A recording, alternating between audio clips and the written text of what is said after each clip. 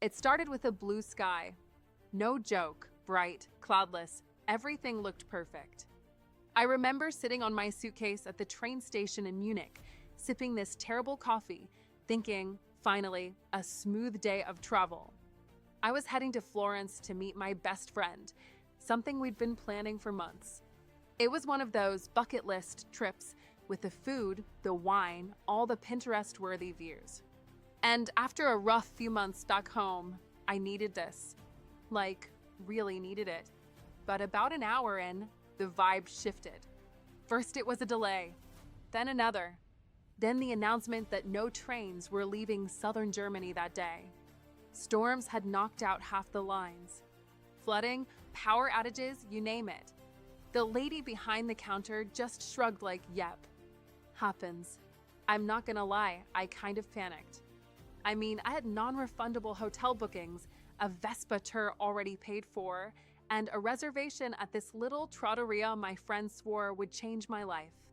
Plus, she was already in Florence, waiting. And there I was, stuck in Munich with zero clue what to do next. I tried looking up flights, crazy expensive. Rental cars? All gone. I even considered taking some bizarre bus route through Austria that would have taken 19 hours. And this is the part where I felt the dread kick in. Like, what if I couldn't make it at all? What if the whole trip fell apart and all that planning, all that money just poof? Then I remembered something. A few days before leaving, I'd bought travel insurance. Totally last minute. I'd read this Reddit thread where someone mentioned it and I figured I might as well. Didn't even think I'd use it. So I pulled up the policy on my phone, not really expecting much. But to my surprise, weather-related disruptions were covered. Hotels, trains, even meals and incidentals while stranded, it was all right there. All I had to do was document everything, keep receipts, and I'd be reimbursed. I felt this wave of relief wash over me. Not because everything was fixed, but because I wasn't totally helpless.